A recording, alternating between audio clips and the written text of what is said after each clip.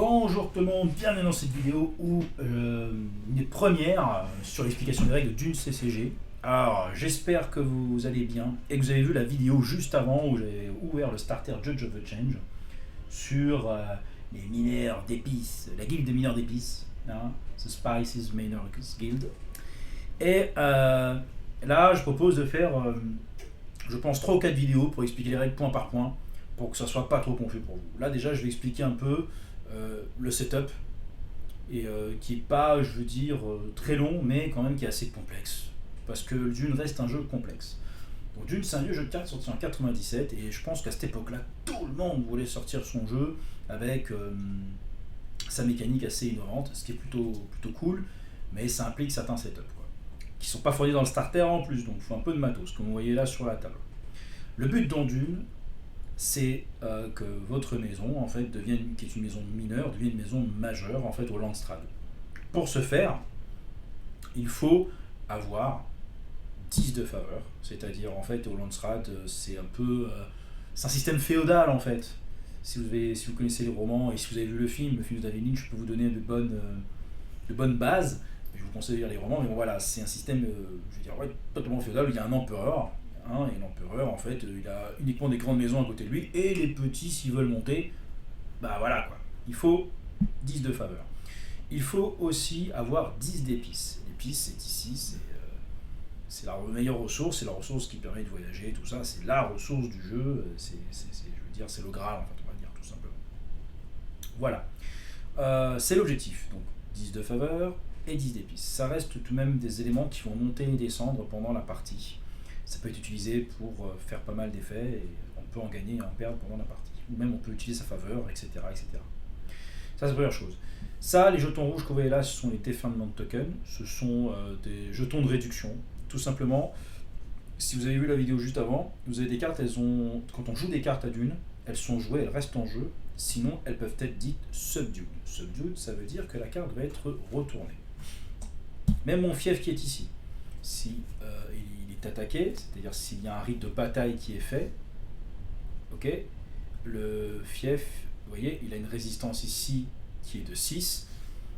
Si ça égalise ou ça dépasse sa résistance lors d'un rite de bataille, il est subdued, donc il est retourné. Et en fait, au début de mon tour, je mets un jeton dessus et je peux repayer un nombre de ressources qui s'appelle le Solari, égal au chiffre que vous voyez là qui est 5, d'accord, moins le jeton, ça fait 4, donc je vais payer 4 pour le remettre en jeu. Donc ça, c'est les jetons subdued qui sont ici. Ça, c'est les Solaris, c'est la thune. Vous pouvez tout simplement le faire avec un des 20 aussi. Hein, on commence tout de même la partie avec 15 de Solaris, qui est assez fort, mais bon, ça va vite. Hein. Et ça, l'épice. L'épice, c'est assez particulier parce que personne n'en a au début de la partie, sauf si vous décidez d'en acheter. Ça peut rester une stratégie intéressante. Je vais vous expliquer après pourquoi, quand on commence la partie. Il y a en fait une sorte de bourse d'échange, la CHUM, c'est-à-dire le Combine Honest Obey Advance Mercantile, c'est un truc, c'est des marchands en fin de compte, c'est une espèce de bourse d'échange, c'est le Wall Street de l'épice, allez, on va dire ça comme ça. On joue à Dune, donc de 2 à 4 joueurs, l'échange, il y a 4 épices à l'intérieur, et 5 épices dedans à l'intérieur, et plus 2 par joueur, d'accord ? Donc à la base, il y a 5 d'épices là, c'est 5 jolis petits jetons là, ok. Et comme on est 2, je vais en rajouter 1, 2, 3, 4, donc il y en a 9. Quand il y a un tableau en fait, dans le livre de règles, je vous mettrai le livre de règles en lien dans la vidéo. Lorsqu'il y en a entre 7 et 9, ça coûte 3 Solari pour acheter un épice. Plus la réserve d'épices va descendre, plus le coût va augmenter, car l'épice se raréfie. Lorsqu'il y en a, on est entre 4 et 6, donc entre 6 et 4 par exemple, donc si au bout d'un moment il en reste comme cela, c'est-à-dire 6, là, ça passe à 4 pour en acheter. D'accord ? De même, lorsqu'il en reste entre 1 et 3, là ça coûte 5 à en acheter. Et si on n'a plus, la valeur est de 6. Là, ça veut dire que si par exemple on peut vendre un épice pour en gagner 6, et là ça repasse à 5. Mais je peux aussi vendre un épice pour gagner 5 Solari. D'accord ? C'est Bon, il y a un peu de...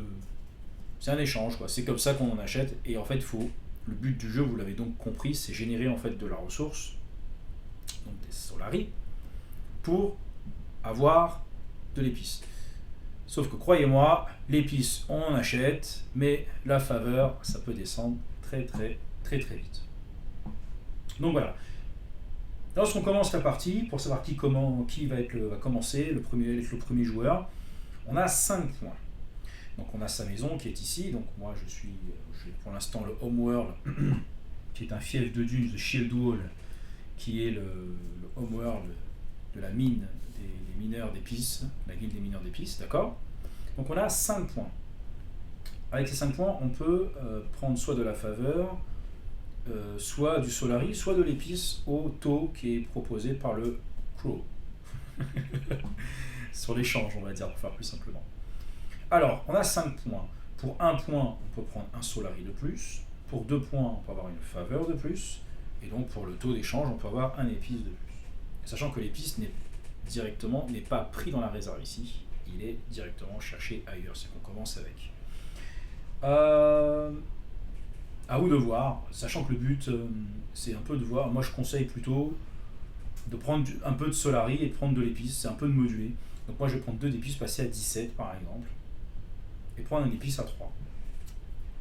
Tout simplement. Ok. Je vais reprendre mon world ici. Hop. Et voilà. Ok. Dune est subdued, c'est-à-dire il est retourné. D'accord. L'adversaire peut-être a pris plus de faveur, qu'importe, mais on va dire que je suis à 10 et que lui il a pris une faveur, il aura plus. L'intérêt n'est pas de savoir qui commence, le but c'est de voir un peu. Donc ça c'est le setup. Là c'est bon, c'est prêt, le chaume est fait, les jetons sont là, on a son marqueur, tout ça, etc. Il faut mélanger les paquets, parce que l'Imperial Deck c'est très important, et le House Deck est là.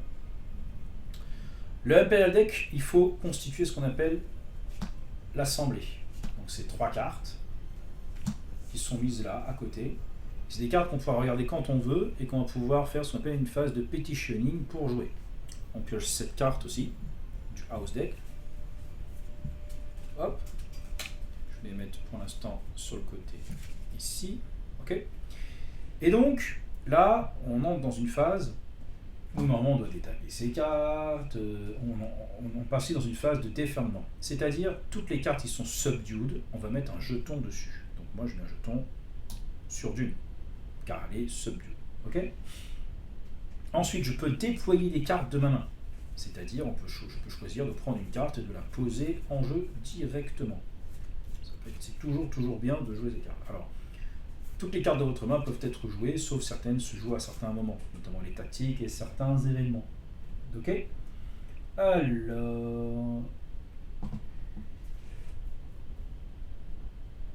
Alors comme il y a une phase d'initiative, celui qui a le plus de faveur, en fin de compte, a l'initiative pour jouer, en fait, lors de ces...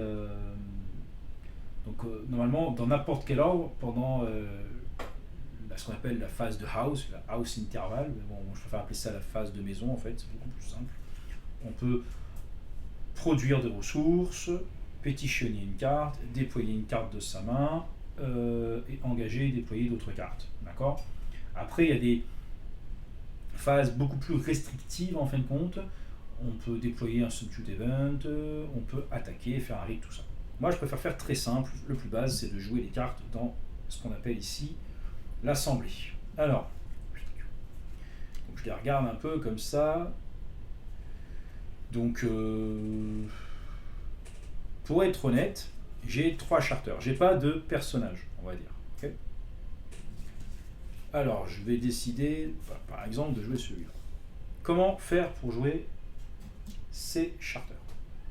Ou du moins ces cartes qui sont dans l'Imperial Deck. Ils ont un coup ici en Solari. Ok. Lui, il est de ma faction en plus. Donc ça va être intéressant pour la phase qu'on va faire. Je vais dire que je veux payer 4 Solari pour jouer mon Shieldwall Bases. Donc c'est la base directement de mon fief. Mon adversaire peut décider de miser lui aussi sur le fait que je ne joue pas la carte. En fait, il utilise son argent pour pas que je puisse investir les lieux, tout simplement. Donc moi je dis que je paye 4, lui il va dire qu'il paye 5. Ah. Bon, ben moi je vais payer 6 parce que je le voudrais. Là, mon adversaire réfléchit, il dit tiens, mais je vais payer 7. Là, bon, ben moi je vais dire que je vais payer 8. Il finit par accepter. Alors, je vais payer 8, donc je suis à 17, mais je peux utiliser ma faveur pour réduire le coût. Tiens, je vais passer à 9 de faveur pour réduire le coût de 1 parce que c'est une carte de ma faction, tout simplement. Donc je vais passer à 10 de Solari. Ok? Voilà, et je vais la mettre, la carte directement en jeu ici. Bon, il y a le dé qui est entre les deux, mais hop, c'est dans la phase ici directement. Et je peux l'engager pour produire 2 Solari par désert que je gouverne. Pour l'instant, j'ai pas de désert. Mais ça ne se serait arrivé. Ensuite, toujours pendant ma phase de dé, ici, je suis toujours dans ma phase de maison, je peux déployer les cartes. Qu'est-ce que je peux jouer? Alors, ça c'est pour un fief, un charter. Regardez, bah, pour 2 Solari, je vais jouer mon Spice Dog, tout simplement. Ok? Donc ce qui est marqué ici, je peux le mettre sur un charter si je le souhaite aussi. Et ce qui est bien, c'est qu'ici, mon Shield Wall Base, c'est un charter. Donc je vais l'attacher. Comment on attache les cartes? On paye le Solari, donc je vais passer à 8. Et vous voyez, les cartes en bas, elles ont un rond, comme j'expliquais dans l'autre vidéo. Ici, c'est ce qu'on appelle le commande, le petit 2 là. C'est-à-dire, c'est le nombre de cartes que je peux attacher dessus. Mais c'est aussi, il y a d'autres effets qui peuvent être liés aussi aux commandes lorsqu'on fait des phases de défense et des phases d'attaque. Des phases de défense surtout. Hop, je vais attacher les Spice Dogs directement comme ça. Hein. Hop, comme on dirait un Magic, comme un enchant, comme un attachement, comme une épée, comme ce que vous voulez, mais c'est là. Tout simplement. Voilà, les cartes sont posées et il n'y a pas plus compliqué. Ce qui est intéressant, c'est qu'en fait, en tactique d'arbitration, lorsqu'il y a un engagement, si la cible participe à un rite d'arbitrage, je peux l'engager, ce Spice Dog, pour que ce soit un participant. Voilà quoi. Mais au moins, ça permet de défendre cela. Qu'est-ce que je peux faire d'autre? Je peux taper mon fief pour générer 3 Solari, parce que je suis un peu à sec, et repasser à 11. Voilà. Si j'ai envie de jouer encore autre chose, on peut jouer pour 3. Un Space Driver, tiens. Ça, c'est un allié. Donc, les alliés que vous jouez dans votre main, les aides, pardon, il n'y a pas de pétition dessus. C'est uniquement ce qui vient de l'Imperial Deck. Donc, lui, pareil, ça coûte 3. Je vais passer. J'ai gagné 3 Solari, je vais repasser à 8. Hein. Et je vais le mettre en jeu. Ok, mon Spice Driver. Donc il est intéressant, il a 2 de bataille, je peux l'engager pour désengager un Spice Harvester que je contrôle. Et il a 1 de commandement. Voilà, on va dire que par exemple, je peux aussi acheter de l'épice, ou je peux en vendre. Je peux vendre l'épice que j'ai pour gagner 3 de Solari. Parce que là je suis à 8. Ce n'est pas une obligation. Ça, je peux le garder.